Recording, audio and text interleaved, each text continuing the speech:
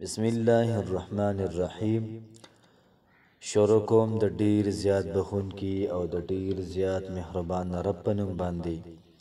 زه ګواهی ورکوم نه دې خبرې چې د الله پاک نه علاوه د عبادت لایق بل څوک نشته دی، او زه ګواهی ورکوم نه دې خبرې چې محمد رسول الله صلی الله علیه و آله وسلم د الله پاک بنده او رسول دی او آخري پیغمبر دی. نن چې محترمو زمونږه کومه وظیفه ده، دا وظیفه ده د محبت حوالې سره.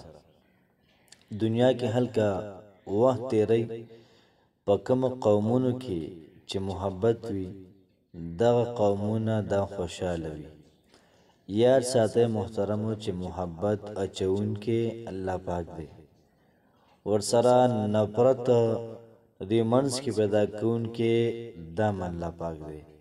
الله پاک نفرت کله پیدا کوي چې کله د خلکو کې خپل منځ کې سنا سه اختلاف راشي او سنا سه مسلې راشي وکي، او الله پاک محبت پیدا کوي ولکه د خلکو اعمالو ته الله پاک ګوري اق شانتي فیصلې به محترمو د الله پاک کوي.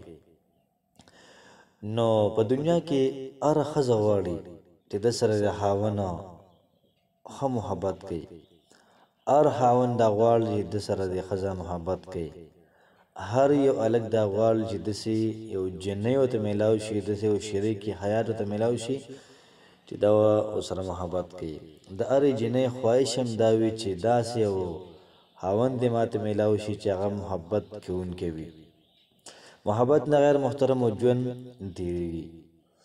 پیسې هلکه یاد دی پیسو باندې مه کوي چې کله محترم پیسې پکې منځ کې راغلې محبت پکې نه و، دغه ژوند دا بیا تنګېږي سړی. نو هر مور او پلار دا کوشش کوي چې بچي ورسره محبت کوي، هر بچي کوشش کوي چې موږ سره مور او پلار محبت کوي.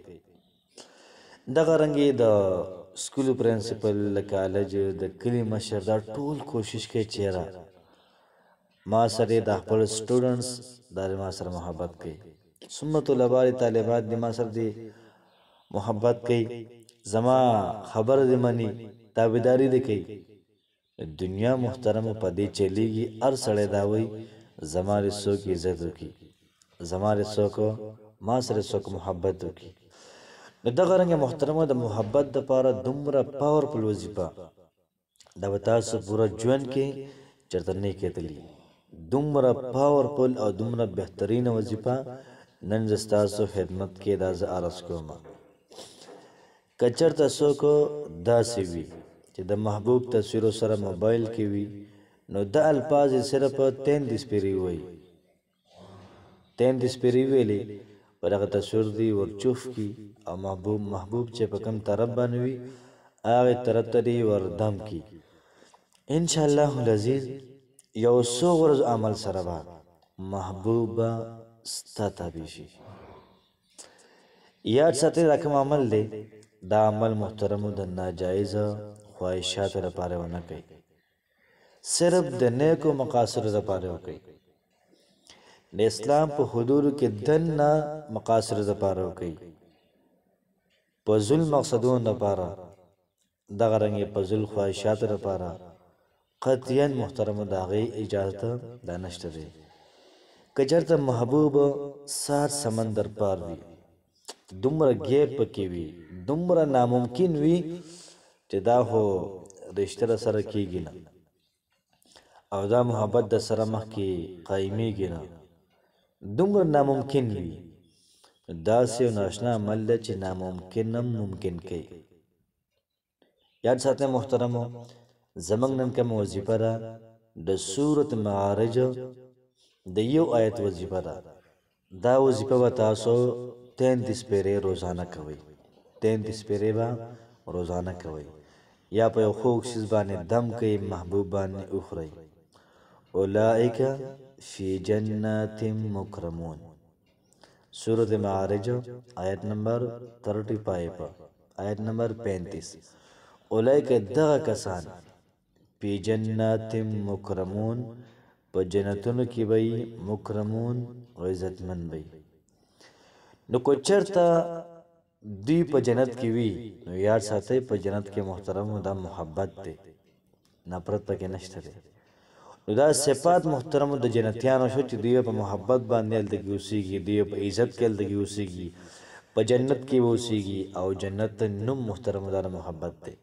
موږ به الله پاک سره محبت کوو، الله پاک موږ سره محبت کوي. ښځې به داسې وي چې خپل خاوندان سره محبت کوي، خاوندان خپلو ښځو سره محبت کوي. د جنت نوم د محبت دی. اولئک دغه کسان فی جنات مکرمون، دوی به باغونو کې وي، عزتمند به وي، عزتمند. دې سره سره روزانه 313 پیرې یا ودودو، 313 پیرې یا ودودو یا ودودو یا ودودو یا ودودو.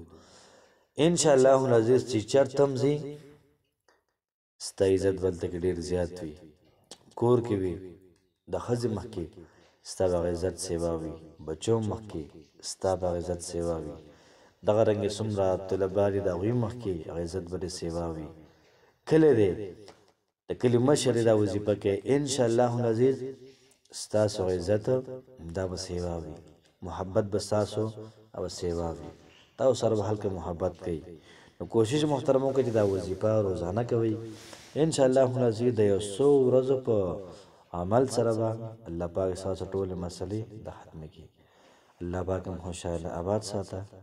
السلام علیکم ورحمة الله وبرکاته.